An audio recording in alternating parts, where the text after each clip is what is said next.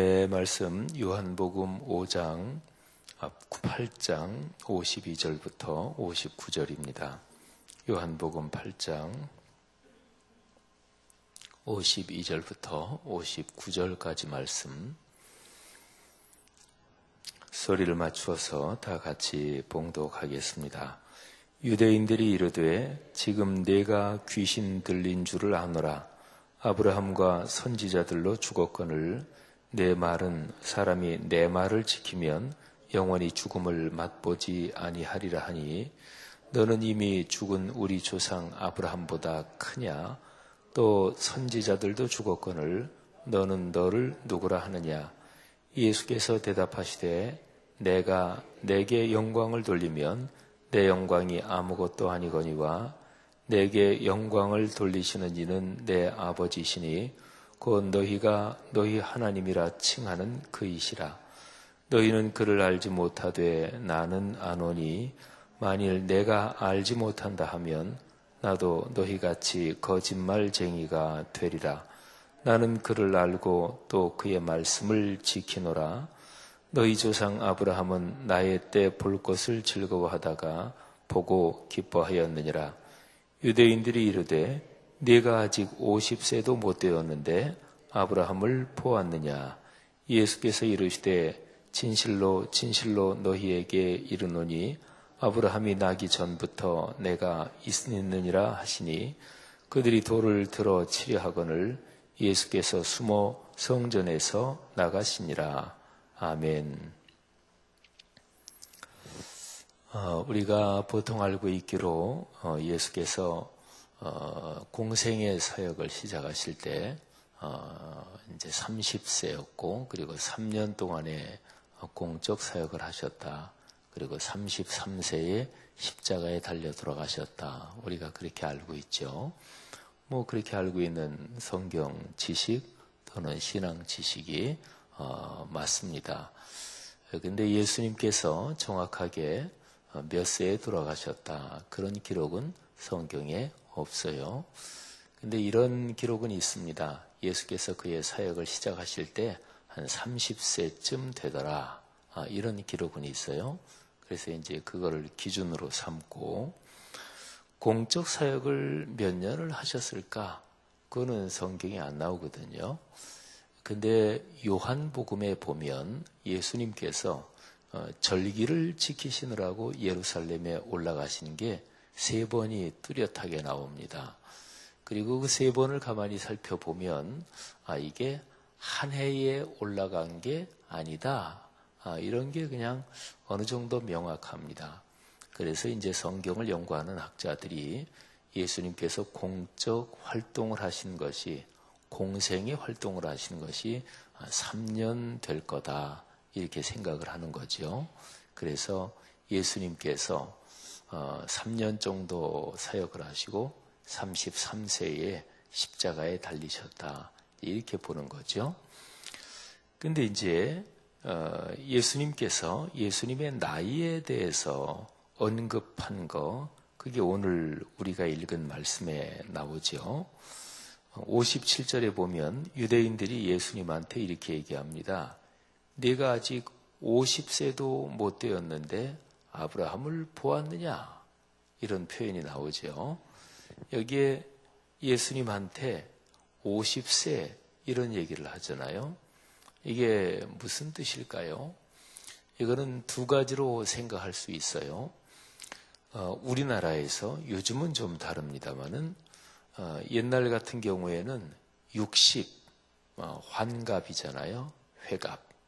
회자가 환자도 그렇고 이게 돈다, 한 바퀴 돈다 그런 뜻이거든요. 그러니까 옛날로 말하면 60 살면 한 바퀴 다 도는 거예요. 그 다음부터는 덤으로 사는 것입니다. 가벌병정무기 신유술에서 10간 12지 있잖아요. 그렇게 해서 이거를 다 결합하면 이게 60까지가 되잖아요. 갑자년부터 시작해서 그게 이제 한 바퀴 도는 거예요. 그걸 이제 회갑 또는 환갑이라 그러죠. 그래서 우리 동양 문화권에서는 60 그러면은 꽉 차게 살 만큼 다 사는 거예요. 근데 이제 서양 문화권에서는 우리 동양 문화권의 그런 60이 서양 문화권에서는 50입니다. 그러니까 여기에서 유대인들이 예수님한테 내가 50도 못 되었는데 아브라함을 보았느냐? 이렇게 얘기하는 거는 말하자면 보통 사람이 사는 50, 꽉 찰 만큼 사는 거. 옛날에는 평균 수명이 지금보다 훨씬 짧았죠. 이제 그런데 내가 아브라함을 보았느냐? 이런 얘기죠. 그리고 또 하나는 이제 성경학자들이 그런 얘기를 하는데 예수님은 당신 나이보다 훨씬 나이가 들어 보였다. 이런 얘기도 합니다. 이 구절을 근거로 여기서 예수님이 한참 사역을 하실 때니까 30이 조금 넘으신 나이잖아요. 그죠? 그런데 유대인들이 내가 이렇게 보니까 50도 안 된 것 같은데 하고 얘기했으니까 예수님은 당신 나이보다 나이가 훨씬 더 들어 보였다. 이렇게 학자들이 생각을 하는 거죠. 참고로 예수님이 이제 로마 제국 통치하에서 활동하셨잖아요. 그러면 그 당시 사람들이 가장 이상적인 나이다. 그러면 몇 살로 생각을 했을까요? 요즘에 우리네가 사는 이 사회에서 또 이 세상에서 제일 이상적이고 아름답고 또 멋지고 그런 나이는 몇 살일까요? 여러분은 어떻게 생각하십니까? 만일에 하나님께 몇 살로 돌아가게 해주랴. 그러면 뭐라고 대답을 하시겠어요? 각 사람마다 좀 다를 거예요. 근데 이제 시대마다 다른데 요즘은 하도 젊은 이제 대중 유행 가수들, 젊은 그룹들이 하도 뜨다 보니까 이제 그런 거에 대한 게 이제 나이가 쭉 내려가지 않나 이런 생각도 듭니다만은 근데 이제 로마 시대 그때는 가장 이상적인 나이를 30 정도라고 봤습니다. 그렇게 이제 그 당시에 전반적인 문화를 생각하면 왜냐하면 로마 시대에 공직 그리고 아주 중요한 공직을 고위직을 맡을 수 있는 나이가 대략 30 정도였어요. 그러니까 인생 경험도 어느 정도 있고 등등 해가지고 또 사람의 신체적인 체력도 그렇고 해서 대략 30. 그래서 로마의 황제들이 이제 로마 그 동전에다가 자기 얼굴을 이렇게 한 황제들이 많이 있거든요. 근데 그 얼굴이 대략 30살 정도의 얼굴이었다. 그렇게 역사가들이 그렇게 얘기하지요.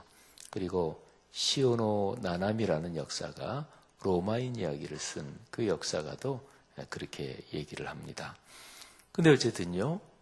그러면 예수님은 30 정도의 당신의 사역을 시작하셨으니까 그때 당시로 보면 아주 충분히 말하자면 인생 경험도 있고 이런저런 게 다 갖춰졌을 그런 나이에 시작하신 거죠. 근데 유대인들이 사람 나이 정확하게 남의 나이를 다 아는 건 아니니까요. 이렇게 보니까 저 사람 50도 안 됐을 것 같은데 이렇게 봤다는 얘기는 예수님의 얼굴이 자기 나이보다 더 들어 보였다. 이런 얘기죠. 사람마다 다른데 자기 나이보다 더 나이가 들어 보이는 그런 외모를 한 사람이 있고 또 그렇지 않은 사람, 자기 나이보다 훨씬 나이가 안 들어 보이는 사람도 있죠. 예수님의 얼굴을 보통 그 당시에는 사진이 없었을 때니까 그림은 그 당시에 있었어요. 또 조각이라든지 그런 것도 하고 그래서 로마 황제나 이런 사람들의 얼굴은 오늘날 알아요. 조각도 남아있고 이러니까 예를 들어서 율리우스 카이사르 시저라 그러죠. 그 사람 얼굴도 오늘날 동상이나 이런 걸 남아있으니까 그 사람 얼굴을 알아요. 근데 예수님의 얼굴은 어떤 모습이셨을까? 동상도 남아있는 게 없고요. 무슨 그림이나 이런 것도 남아있는 게 전혀 없죠. 근데 우리 그리스도인들이 예수님의 얼굴을 그리면 보통은 아주 멋지게 그립니다. 그러니까 아주 미남으로 그려요. 뭐 예수님의 얼굴이 못생겼다. 그 당시의 기준으로 추남이었다. 뭐 이렇게 볼 이유는 아무것도 없잖아요. 그죠? 근데 대개는 아주 굉장히 멋지게 그립니다. 그리고 예수님의 이제 이 주제로 한 영화나 이런 거에 예수님 역을 맡은 배우는 뭐 대개 뭐 영화가 다 그렇듯이 주인공은 대개 다 스타들이 하잖아요. 그래서 스타들이 또 영화 무비 스타들이 다들 미남이고 뭐 잘생긴 사람들이니까. 그래서 예수님 역을 맡은 그런 배우들은 다 미남이고 다 멋있습니다. 그래서 이제 우리는 보통 그림도 또 그러죠. 그림도 예수님 그릴 때 아주 미남으로, 또 대개 서양 문화권으로 기독교가 이렇게 내려왔기 때문에 예수님은 보통 백인으로 그려지죠. 그죠? 근데 예수님이 백인이 아니라는 거 아시죠? 그죠? 예수님은 우리처럼 황인종입니다. 그러니까 정확하게 말하면 이스라엘, 유대의 혈통이니까 그 중동 사람들은 백인이 아니에요. 그리고 흑인도 아니고 중동이라는 표현 자체가 이게 서구 문화권에서 하는 얘기지만 중동, 그러니까 동쪽의 중 한가운데다 뭐 이런 얘기인데, 근데 그 당시에 어떤 이런저런 이 지리적인 예수님 당시의 지리적인 생각으로도 아프리카 한쪽에 있고 유럽 다른 한쪽에 있고 그리고 가운데 아시아가 있다. 그 아시아는 지금 우리의 아시아가 아니고 그 당시에 이제 그쪽을 말해요.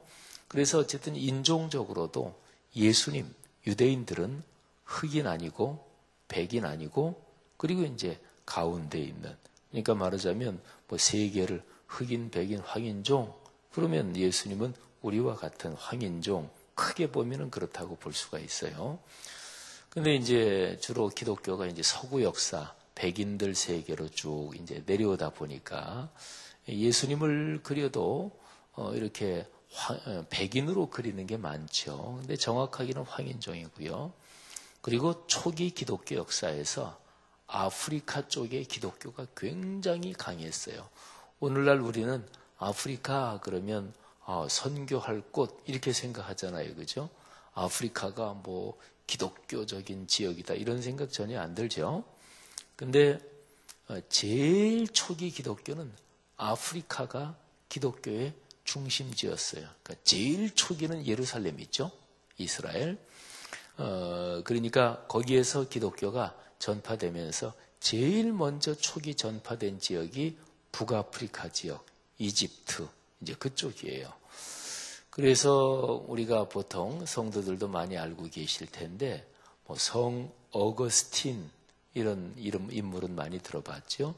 우리 기독교가 뭐 기독교가 있고 천주교가 있고 또 동방교회, 정교회도 있고 아주 크게 보면, 근데 이 모든 기독교의 스승이 어거스틴입니다. 어거스틴은 이게 동방교회, 서방교회, 또 기독교, 카톨릭 이게 나눠지기 전에 300년대 그리고 400년대 살았던 분이거든요. 모든 기독교의 스승이에요. 근데 어거스틴이 백인이 아니에요. 어거스틴이 아프리카 사람입니다. 북아프리카. 이제 그쪽 분들은 완전히 새까맣진 않죠. 거기서 더 이제 아프리카에서 남쪽으로 내려가면 이제 피부가 완전히 새까맣고, 근데 이제 오늘날에 그냥 대략 이집트, 리비아 이제 그쪽 사람이라고 생각하시면 돼요. 이런 얘기하면 조금 그렇죠, 그렇죠? 좀 이상하죠. 그렇구나 하는 생각이 들잖아요. 근데 저는 그런 생각이 들어요. 예수님을, 예수 그리스도, 그분이 어떤 분이신가? 우리는 늘 예수 그리스도 나의 주님, 그분과 동행한다 이런 얘기를 하잖아요.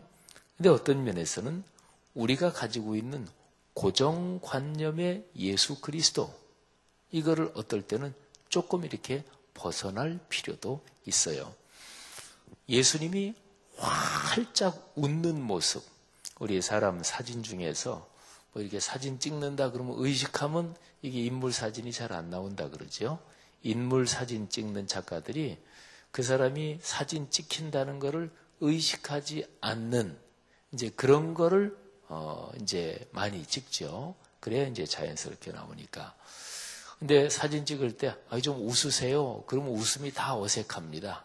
뭐, 배우나 모델 정도 되면, 웃으세요. 그러면 금방 웃고, 뭐 이러죠. 근데 그 외의 사람들은 사진 찍을 때, 좀 웃어보세요. 그러면 되게 다 어색하지요. 근데 어떻게 막 웃음보가 터져가지고, 막 그냥 웃을 때, 그때 이제 사진을 딱 찍는 그런 사진들 이렇게 한번 머리에 떠올려 보시면, 근데 예수님이 그렇게 막 웃는다, 이런 거 상상이 가세요? 그런 사진 보신 적 있어요? 그게 별로 없잖아요, 그죠? 근데 예수님이 막 아주 파한대소라 그러죠. 막 웃고 있는 거, 그런 그림이 있어요.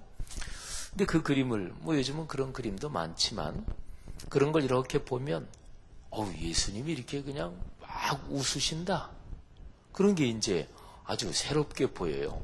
그런데 예수님께서 잘 웃으셨을까요? 아니면은 얼굴이 늘 심각하셨을까요? 우리는 보통 생각하면 심각하셨다, 이쪽으로 생각이 더 들죠.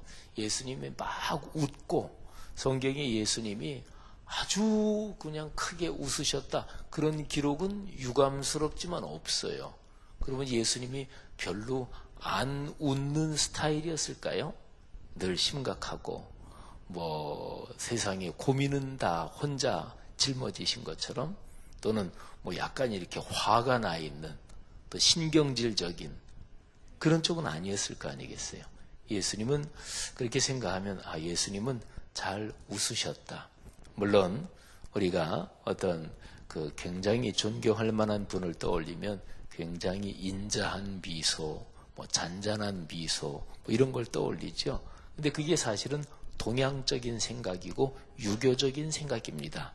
또 부처의 뭐 염화시중의 미소, 영원한 미소, 이게 이제 한국적이고 동양적인 이제 그런 고정관념 때문에 그런 게 상당히 있어요. 예수님은 아주 유쾌하게 많이 웃으셨을 것이다. 왜냐하면 예수님은 그 당시에 가난한 사람들, 평범한 사람들, 저작거리의 사람들, 이런 사람들하고 잘 어울리셨어요. 그는 성경에 명백하게 기록되어 있는 거예요. 죄인들하고도 어울리셨고, 창녀들하고 한테도 가서 위로하셨고 이러셨잖아요. 그러면 보통 그냥 평범한 그런 사람들한테 가서 심각하고 뭐 그냥 이렇고 그러면 그런 문화권에 어울리지 않습니다. 예수님은 잘 웃으셨을 것이다 하는 거죠. 자, 오늘 말씀에서 우리가 보통 가지고 있는 그런 거하고 또 하나 이제 잠깐 다른 걸 보면, 여기 이제 이런 말씀을 하셔요. 예수님께서 58절인데요. 진실로 진실로 너희에게 이르노니 아브라함이 나기 전부터 내가 있느니라, 이런 표현이 있어요. 예수님이 말씀하세요.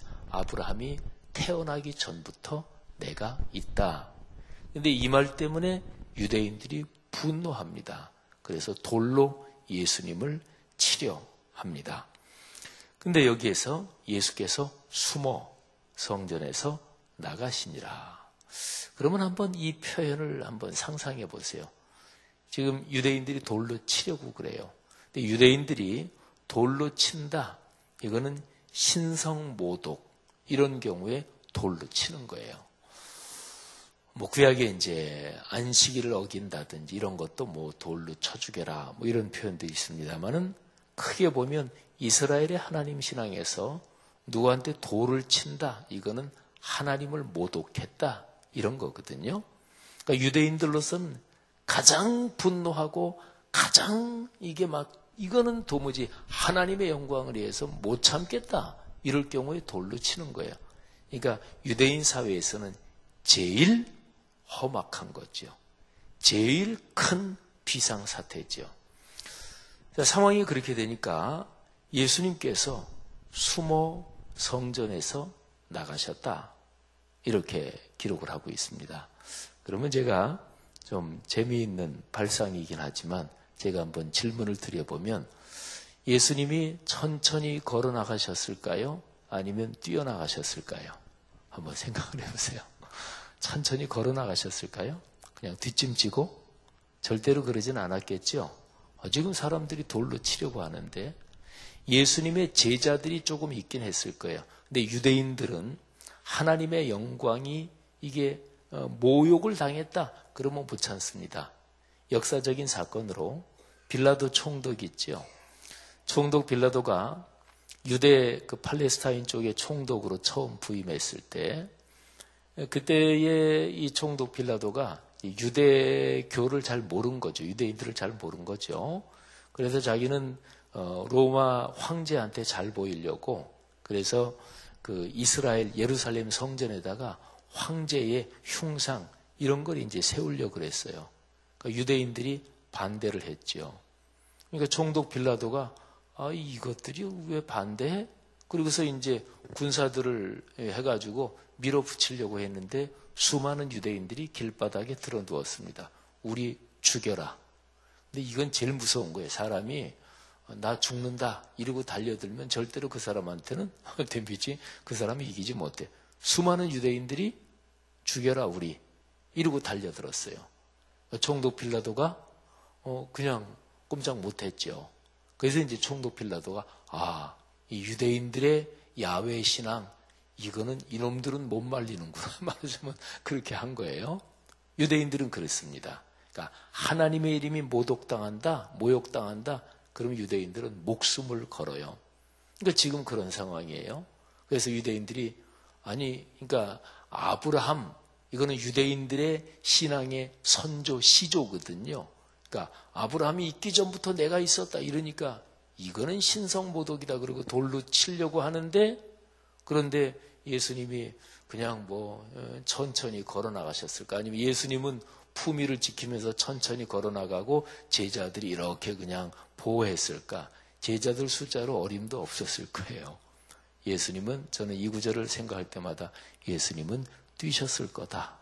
이런 생각이 들어요. 숨어서 나가셨다. 근데 사람들하고 그냥 온통 많은 사람들하고 막 논란을 벌이다가 갑자기 이렇게 비밀스럽게 숨어서 천천히 걸어 나가셨겠어요? 쉬운 얘기로 말하면 저놈 죽여라. 저놈 하나님의 이름을 모독한다. 그리고 막 그중에 성질 급한 사람부터 돌을 들어가지고 막 치료하고 막 이러는 분위기가 험악한데 근데 갑자기 무슨 변장수를 해서 싹 숨어가지고 천천히 여유만만하게 걸어 나가시진 않았을 거예요.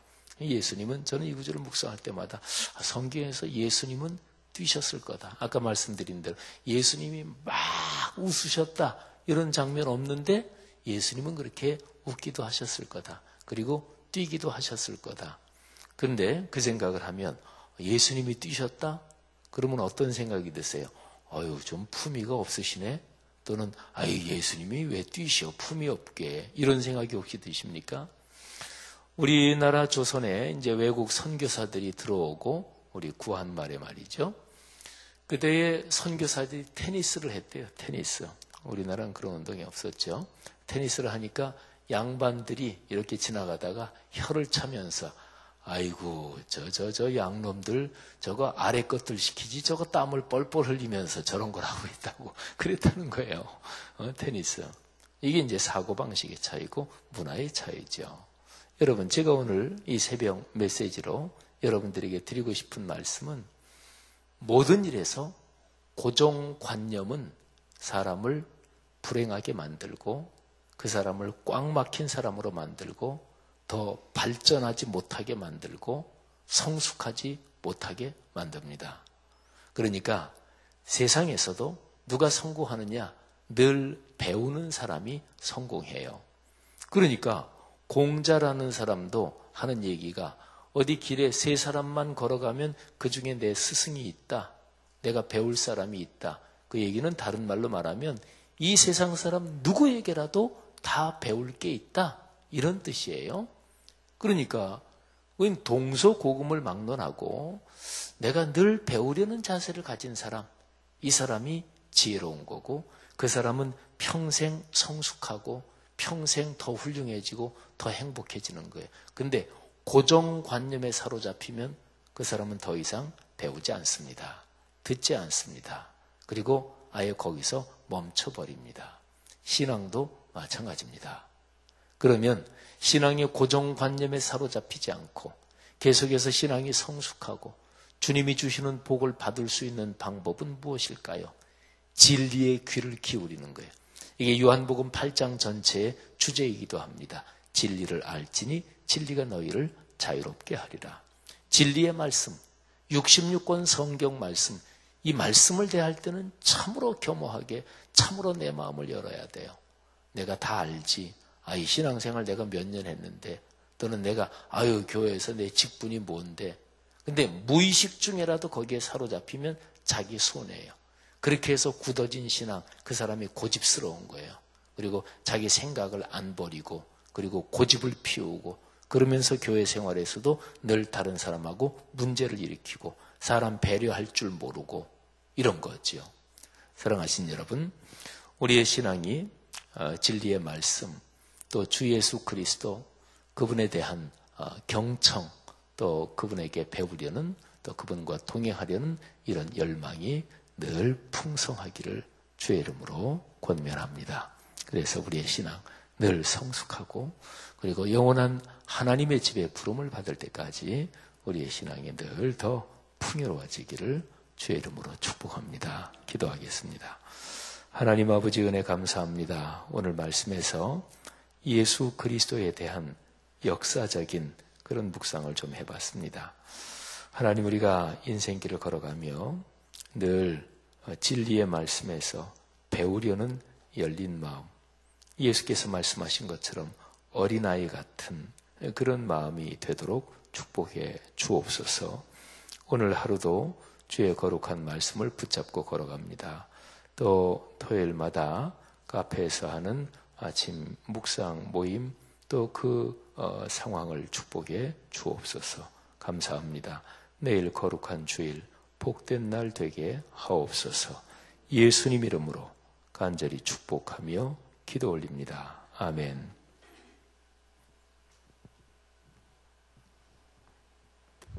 귀한 말씀 감사드립니다. 공동 기도문 예배입니다. 우리 예배를 받기에 홀로 합당하신 창조주 하나님, 말씀상 공동체가 주님을 예배할 때마다 영광을 받으시고 삼위일체 하나님의 임재와 현존으로 응답하옵소서.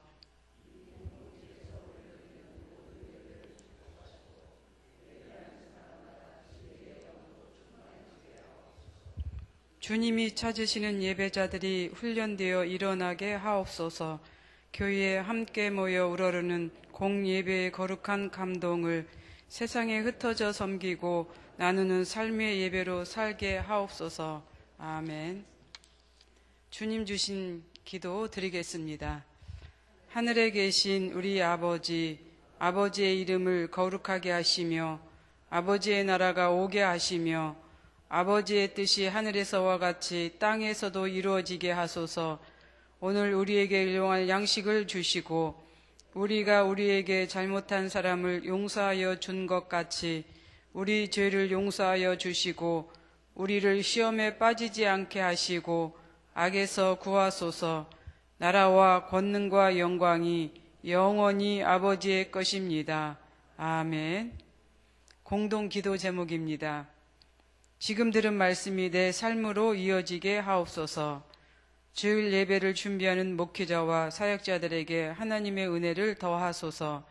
후반기 진행되는 말씀 3 성경대학 훈련을 성령으로 인도하시고 이끌어 주소서. 시애틀 리누드에 세워진 로고스 라이프 교회 및 미션 센터를 축복하옵소서. 내일 진행되는 유아 세례를 축복하시고 아이들이 건강하게 잘 자라게 하소서. 다가오는 추석 명절에 외롭고 소외되는 가정이 없게 하옵소서. 실업, 취업, 진학의 문제가 해결되어 꿈을 이루는 청장년이 되게 하소서. 남북한 관계로 진행되는 계획이 선하게 이루어지게 하소서. 이 시간 공동기도 제목과 또 여러분들이 가지고 오신 기도를 하나님께 올리신 후에 각자 삶의 자리로 나아가도록 하겠습니다. 기도하겠습니다.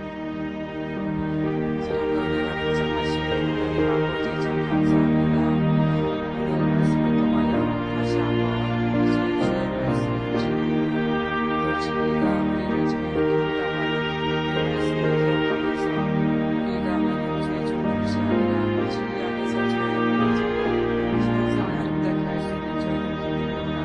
감사합니다.